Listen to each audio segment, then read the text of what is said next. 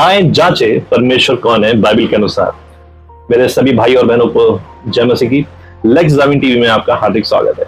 आज हम एक ऐसे प्रश्न पर विचार करने जा रहे हैं जिसने सदियों से मनुष्य को सोचने पर मजबूर किया है कि परमेश्वर कौन है।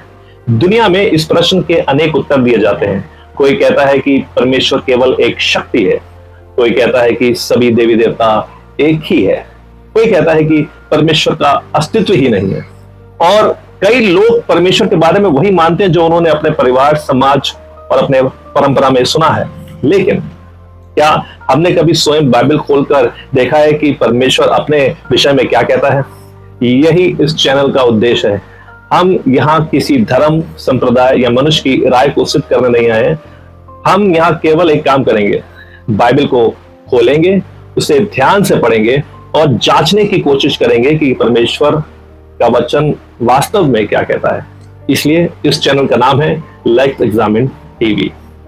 तो आए अपने विचारों को कुछ देर के लिए एक और रख दें, अपनी परंपराओं को कुछ देर के लिए अलग रख दें और खुले मन से परमेश्वर के वचन को सुने, क्योंकि यदि सच्चाई कहीं मिल सकती है तो वह परमेश्वर के वचन में ही मिलेगी। आज का विषय है परमेश्वर कौन है बाइबल के अनुसार।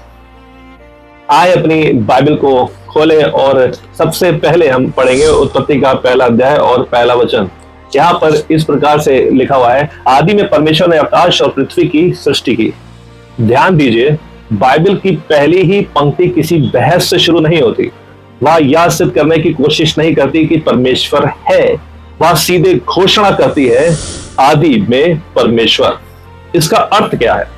इसका अर्थ यह है कि जब कुछ भी नहीं था, ना समय था, ना पृथ्वी थी, ना तारे थे, ना सूर्य था, ना ब्रह्मांड था, तब भी परमेश्वर था। सृष्टि की हर वस्तु का एक आरंभ है, लेकिन परमेश्वर का कोई आरंभ नहीं है। वह अनादि है, वह अनंत है और सदा से अस्तित्व में है। यही बाइबल हमें सबसे पहले सिखाती है। लेकिन अब एक और प्रश्न उठता है, यदि परमेश्वर सदा से है तो वह वास्तव में है कौन?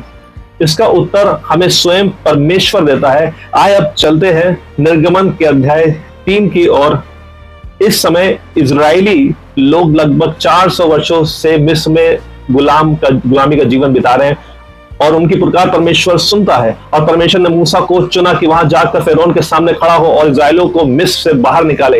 एक दिन जब मूसा जंगल में अपनी भेड़ों को चरा रहा था, उसने एक अद्भुत दृश्य देखा।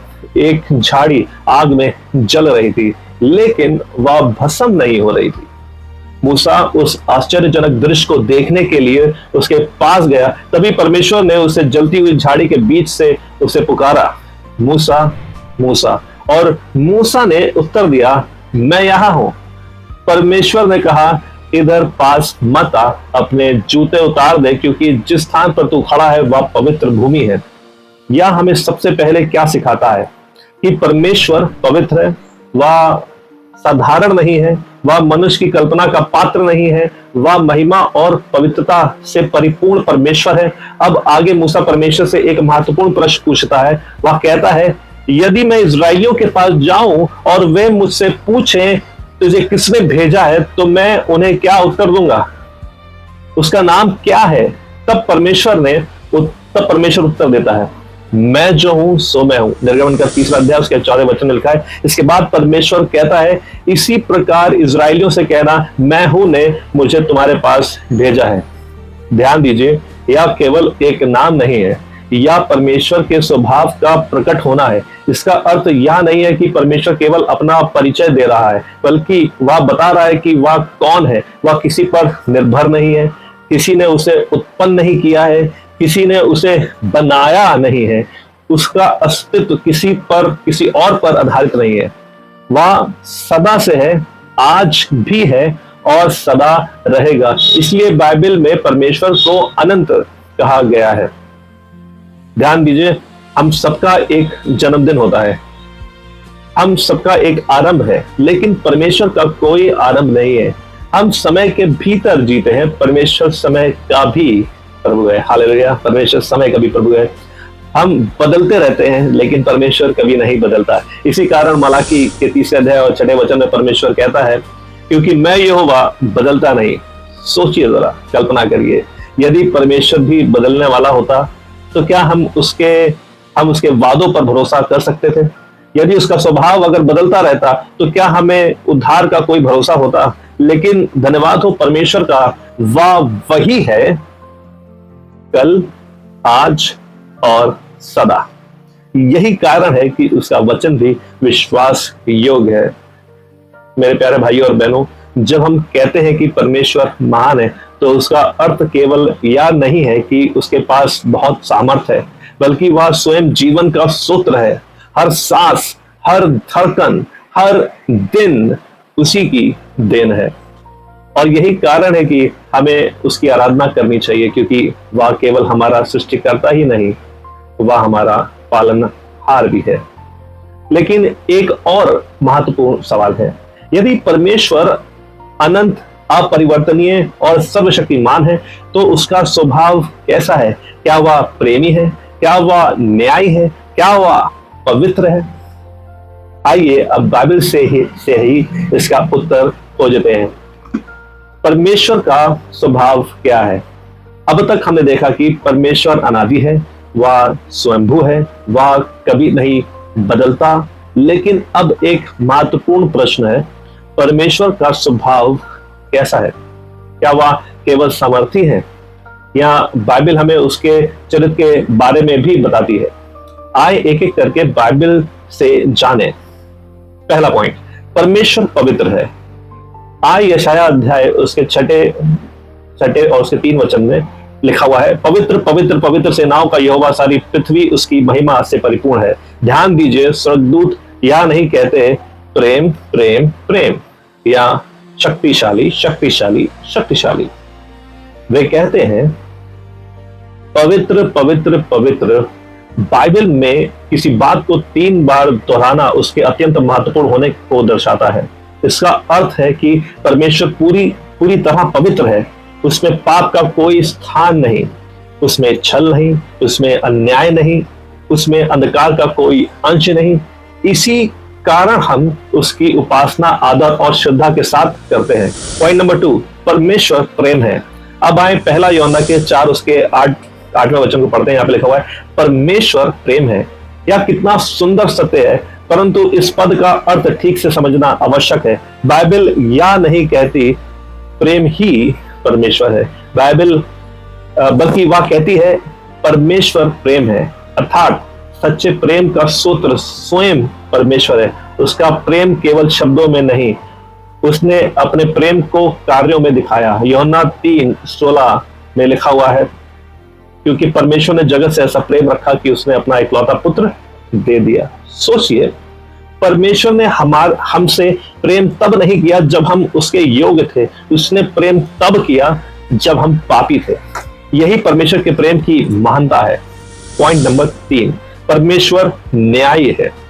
कई लोग सोचते हैं यदि परमेश्वर प्रेम है तो क्या वह पाप को अनदेखा कर देगा? बाइबल का उत्तर है बिल्कुल नहीं। भजन संहिता के 89 के 14 में लिखा हुआ है, धर्म और न्याय तेरे सिंहासन की नींव है। परमेश्वर कभी अन्याय नहीं करता, वह कभी रिश्वत नहीं लेता, वह पक्षपात नहीं करता। उसका प्रत्येक निर्णय पूर्णत न्यायपूर्ण होता है। यही कारण है कि एक दिन प्रत्येक मनुष्य को उसके सामने उत्तर देना होगा, हर एक मनुष्य को उसके सामने उत्तर देना होगा। यह सुनकर शायद कुछ लोग डर जाएंगे, लेकिन जो लोग उस पर भरोसा या विश्वास रखते हैं उनके लिए यह न्याय आशा का कारण भी होगा, क्योंकि परमेश्वर बुराई को सदा के लिए समाप्त करेगा। पॉइंट नंबर 4, परमेश्वर सृष्टि करता है। आय यशाया के 40 उसके 28 वचन को हम पढ़ते हैं, क्या तू नहीं जानता, क्या तूने नहीं सुना, यहोवा अनंत परमेश्वर और सारी पृथ्वी का सृष्टिकर्ता हुआ, ना थकता है और ना श्रमित होता है। या संसार, या आकाश, या पृथ्वी, या समुद्र, ये पर्वत, ये तारे, इनमें से कोई भी संयोग से अस्तित्व में नहीं आया। बाइबल स्पष्ट रूप से कहती है इन सबका सृष्टिकर्ता परमेश्वर है। हर फूल, हर पक्षी, हर मनुष्य उसकी अद्भुत रचना है। जब हम सृष्टि को देखते हैं तो हमें केवल प्रकृति नहीं दिखाई देती, हमें सृष्टिकर्ता की महिमा दिखाई देती है। अब तक हमने क्या सीखा? बाइबल के अनुसार परमेश्वर पवित्र है, प्रेम है, न्यायी है, सृष्टिकर्ता है और इन सभी गुणों में कोई विरोध नहीं है। वह प्रेमी भी है, वह न्याय भी है, वह दयालु भी है, वह पवित्र भी है। यही परमेश्वर की महानता है। लेकिन अब सबसे महत्वपूर्ण प्रश्न बचता है, यदि परमेश्वर ऐसा है तो हमारे जीवन के लिए इसका क्या अर्थ है? आइए अंतिम भाग में इसी प्रश्न का उत्तर खोजते हैं। तो फिर हमारे लिए इसका क्या अर्थ है? आज हमने बाइबल से जाना कि परमेश्वर अनादि है, वह स्वयंभू है, वह पवित्र है, वह प्रेम है, वह न्यायी है, वह और वही इस संपूर्ण सृष्टि का रचयिता है। लेकिन अब एक अंतिम और सबसे महत्वपूर्ण प्रश्न है, क्या केवल परमेश्वर के बारे में जान लेना ही पर्याप्त है? मेरा उत्तर है बिल्कुल भी नहीं। बाइबल हमें केवल परमेश्वर के विषय में जानकारी देने के लिए नहीं लिखी गई। बाइबल हमें परमेश्वर के साथ संबंध में लाने के लिए लिखी गई है।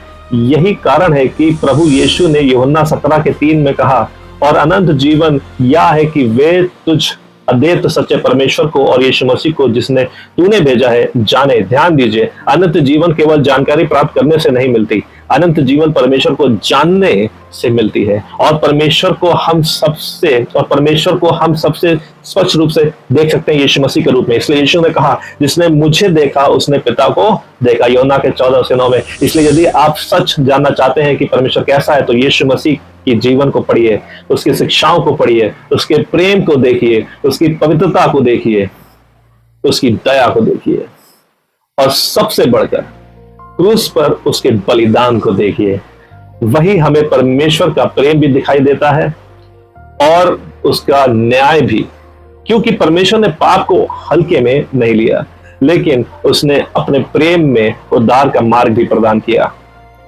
ध्यान दीजिए, आज का अध्ययन यही समाप्त होता है, लेकिन मैं आपको एक चुनौती देना चाहता हूं। आज की वीडियो देखने के बाद सिर्फ मेरी बातों पर विश्वास मत कीजिए।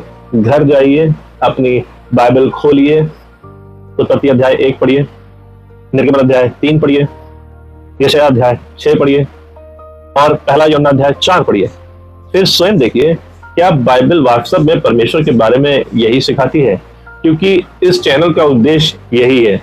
हम किसी की राय पर विश्वास ना करें, बल्कि स्वयं परमेश्वर के वचन की जांच करें। यदि आज की यह वीडियो आपके लिए लाभदायक रही तो इसे अपने परिवार और मित्रों के साथ में साझा करिए। यदि आपने अभी तक लेट्स एग्जामिन टीवी को सब्सक्राइब नहीं किया है तो अवश्य कीजिए और नोटिफिकेशन बेल को भी दबाएं, ताकि आने वाले हर अध्ययन में आप हमारे साथ जुड़ सके। अगले एपिसोड में हम एक और अत्यंत महत्वपूर्ण प्रश्न की जांच करेंगे, क्या बाइबल पर भरोसा किया जा सकता है? मैं आशा करता हूं कि आप उस अध्ययन में भी हमारे साथ में जुड़ेंगे और हमारे साथ में परमेश्वर के वचन को बांटेंगे। मैं उदय प्रताप सिंह, आप देख रहे हैं लेट्स एग्जामिन टीवी। आप सबको परमेश्वर बहुत बहुत आशीष दे। धन्यवाद।